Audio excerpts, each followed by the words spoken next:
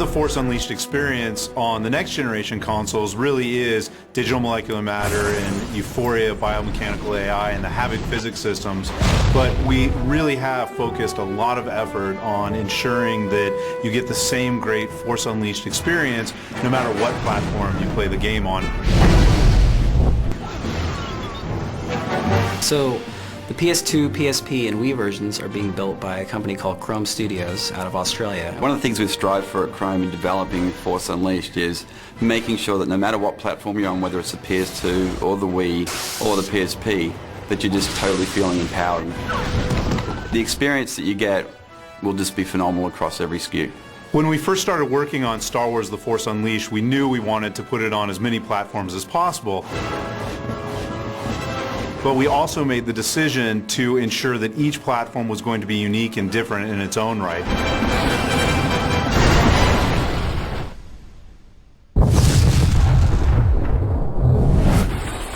On the Wii, we have the very visceral experience of wielding a lightsaber using the Wiimote and your force powers using the nunchuck. You know, you swing the Wiimote and it responds to your swings. You're able to stab, uppercut, people go flying in every direction. It's exciting. It is the most connected to the Force. You are feeling like you're doing these things because you have to physically get up and move.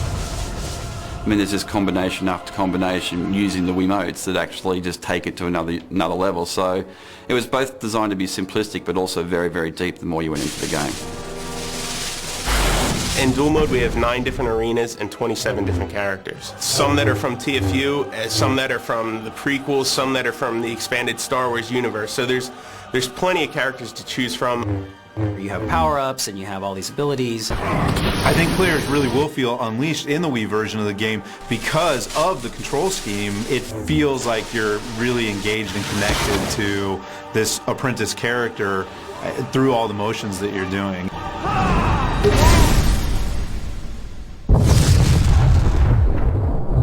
So the great thing about working with Chrome has been giving them an opportunity to develop some unique content. So there's locations, there's characters, there's places on those platforms you're not going to see anywhere else.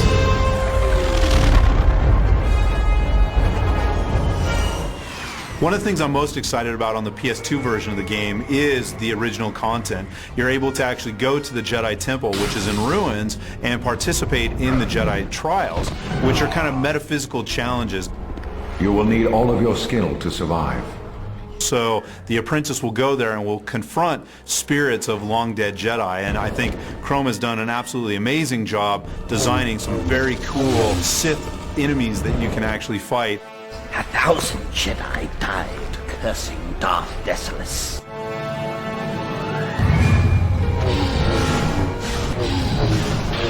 This console's been around for a long time, but we're still pushing the envelope. We went back and we built a new physics solution from the ground up so you can have tons of ragdolling enemies flying across the screen. You can pick up 20 or 30 things in a room at one time, and they're all moving in motion, and they look real. It looks like real physics, and that's something I never thought we could do on a PS2. What that really means for the player is these environments are going to be much more interactive and much more destructible than you've ever seen before in a game.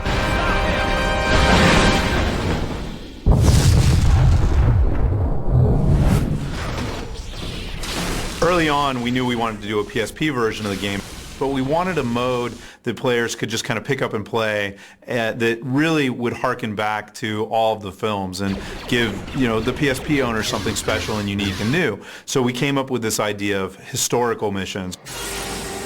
The historic missions are something that actually Lucasfilm gave us the great privilege of doing, where we get to actually relive 5 of the classic moments from the 6 movies. So you might be Luke Skywalker and Vader battling on Cloud City.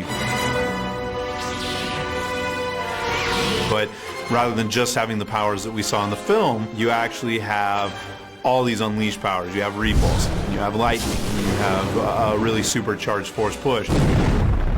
And it's being fought in a very destructive environment. There's no limit of power you're going to feel coming from the PSP. When you cast lightning, you're going to hear that fizzle, you're going to see that zap. We really were able to take a PS2 quality experience and put it onto the PSP.